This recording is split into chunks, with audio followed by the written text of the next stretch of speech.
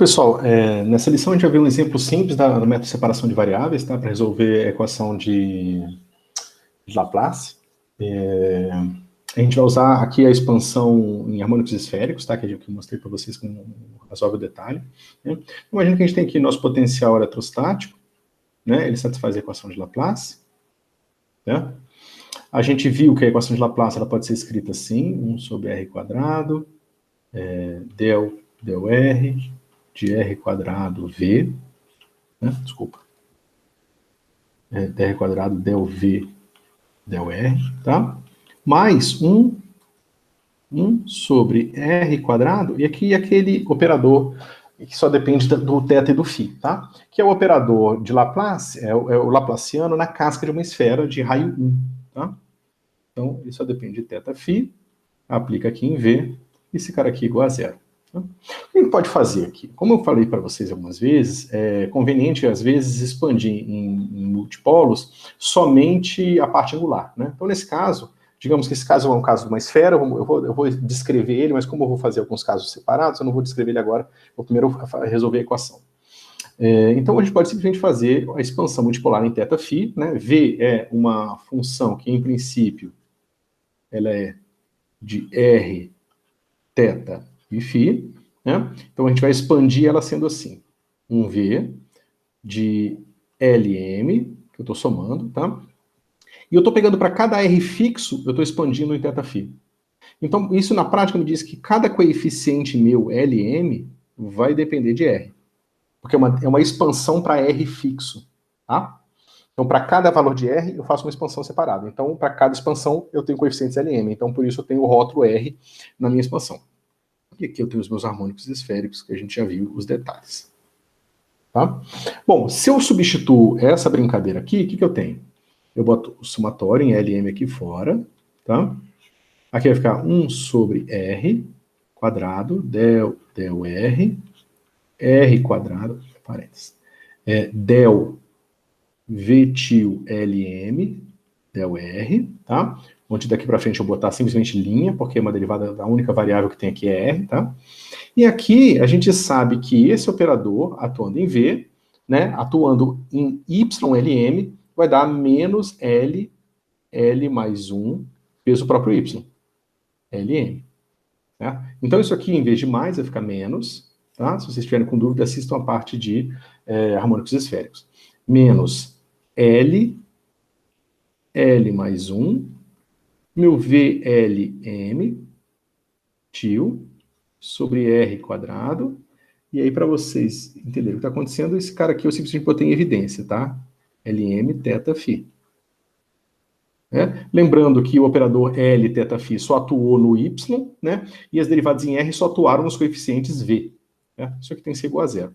Só que a gente já viu que esse cara aqui, ele forma a base completa. Então a gente pode pegar o produto escalar dessa expressão toda, desse somatório todo, com um certo Y, L', M', só vai sobreviver os termos L', M', né? Então, para a gente não carregar a notação, eu vou simplesmente escrever LN, certo? Ou seja, na prática, o que eu quero dizer é que os termos entre parênteses têm que ser igual a zero, certo? Ou seja, 1 sobre r quadrado, R2, V tio linha, Lm, linha, menos L mais 1, sobre r quadrado, V tio Lm, igual a zero. Tá? Bom, essa equação é super fácil de resolver, a gente vai simplesmente pegar e ver que a gente pode reescrevê-la assim, eu vou simplesmente multiplicar por r quadrado, tá? Então vai ficar assim, r quadrado, V tio duas linhas, Lm, mais 2r V' tio, Lm, menos L, que multiplica L mais 1, V tio Lm, igual a zero. Tá? Então você vê, ó, eu tenho duas derivadas em R e o R quadrado aqui. Eu tenho uma derivada em R e um R aqui. E eu tenho nenhuma derivada em nenhum R. Então você vê que, se eu simplesmente supor que R é uma lei de potência, isso aqui vai dar alfa menos 1, que multiplica R alfa. Por quê? Porque tem o R alfa menos 1, R alfa menos 2, quando eu calcular a segunda derivada. Mas depois eu multiplico por R2. Então volta a ser R alfa. Então fica esse cara aqui, mais 2 vezes alfa, R alfa, menos L, que multiplica L mais 1, R alfa. igual a zero. Isso vai ser zero quando esse cara for zero. Esse cara aqui vai ser simplesmente alfa ao quadrado, menos alfa mais 2 alfa mais alfa, menos L, L menos mais 1, igual a zero. Né? Então você vê que tem a mesma expressão, alfa vezes alfa mais 1, né? Eu posso escrever aqui para ficar bem evidente. Alfa, que multiplica alfa mais 1, menos L, que multiplica L menos 1. É fácil ver que as soluções é alfa igual a L e alfa igual a menos L menos 1. Então eu tenho duas soluções possíveis, uma equação diferencial linear, então eu posso somar essas duas soluções e ter uma solução geral.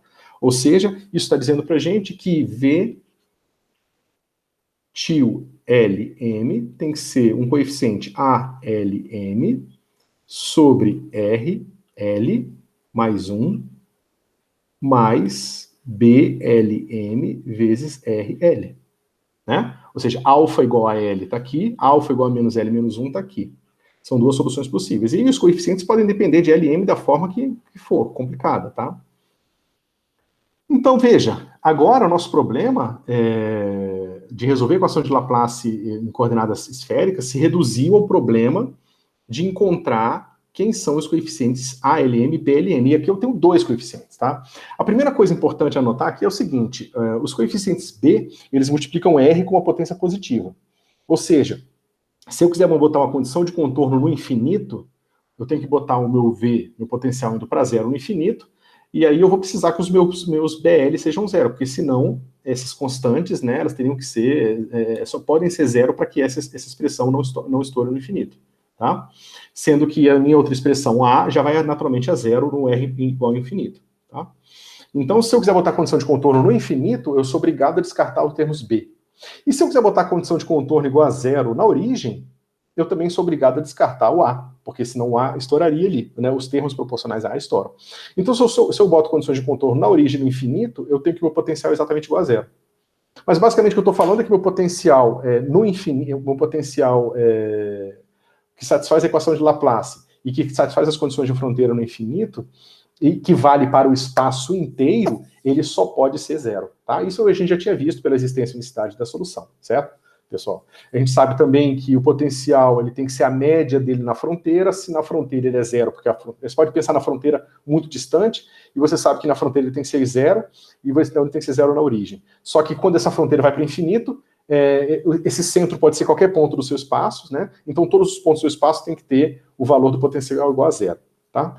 Então, a gente entende aqui o papel desses dois caras. Mas se a gente tiver um problema físico mais complicado, que tiver uma esfera dentro de uma outra esfera, e você botar condições de contorno aqui, H, θφ, e condições de contorno F, θφ, a gente pode agora calcular o nosso potencial dentro dessas duas esferas, entre essas duas esferas, certo? Bom, se a gente tem H e tem F, a gente pode naturalmente escrever H como são funções de θ e φ, porque estão calculadas na superfície de uma esfera, nada nos impede de calcular simplesmente os coeficientes da recomposição em harmônicos esféricos aqui. θ, φ, e a mesma coisa para F. Né? A soma em LM, a soma em LM, F tio LM, Y LM, θ, φ. Tá? Então a gente tem que a equação satisfaz as condições de contorno, o nosso V tem que satisfazer a equação de Laplace e as condições de contorno.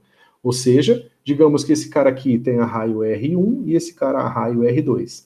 Então nós sabemos que V de R1, né, e θ φ tem que ser igual a F de θ φ, e nós sabemos que V de R2 de θ φ tem que ser igual a H de θ φ, tá?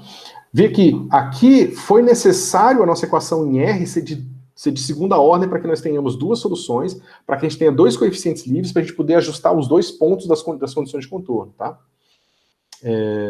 Ok. Então aqui a gente já pode escrever a decomposição aqui, a gente pode simplesmente multiplicar os dois lados por YLM, LM de θ φ, YLM de θ φ, integrar em θ φ e obter que esse cara vai ser o seguinte, V tio de LM de R1 de de θφ tem que ser igual a V tio Ln. Né? Esse cara nós vimos que tem que ser igual a... Deixa eu ver como é só a ordem que eu escrevi. O A com o denominador. Tá? Esse cara tem que ser ALn com R elevado a L mais 1, R1, mais BLN R1 elevado a L, tem que ser igual a FLN. É uma equação linear em A e B, é super simples, né? A gente pode simplesmente resolver A em termos de B, ou vice-versa, e a gente tem a outra equação que a gente precisa para resolver aqui. Eu não botei tio no A, não, nem no B, não precisa. Tá? Ln de R2, L mais 1, mais BLN R2L vai ser igual a H tio LN. Então, agora, novamente, a gente tem duas equações, duas incógnitas. Dá para ver que essa matriz aqui, né, que é basicamente a matriz 1 sobre R1L mais 1, RL1, e aqui 1 sobre RL mais 1, R2, R2L. Essa matriz é a matriz que está multiplicando aqui ALN, BLN, igual a FLN, HLN, tio. Né? Essa matriz tem que ser inversível, é fácil você ver que o Wronskiano não, o determinante dela é diferente de zero, tá? Vai ser simplesmente R2L sobre R1L mais 1 menos R1L sobre R2L mais 1. E esse cara aqui é diferente de zero, a não ser que os raios sejam iguais. Mas se os raios são iguais, não faz sentido, porque eu estou pegando as duas esferas uma em cima da outra e eu não tenho duas condições de contorno, eu tenho só uma, então isso não faria sentido.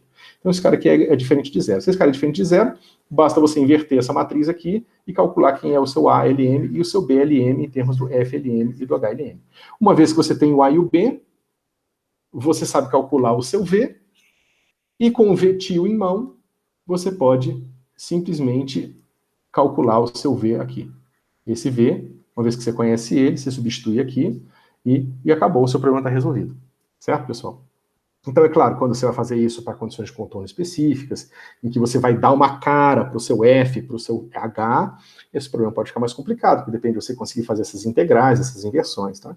Em geral, os problemas que são muito complicados você vai fazer no computador, e os problemas que são simples, você consegue adivinhar ali, olhando a própria expressão do F e do H, né, se são funções simples, de cossenos e senos de θ e φ, você consegue, olhando para elas, já reescrever em termos de harmônicos esféricos, sem precisar fazer as integrais. Tá?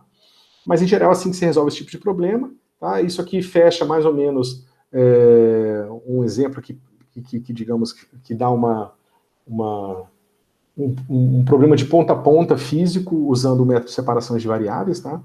E encerra nossas lições sobre esse tema. Tá bom, pessoal? Até a próxima.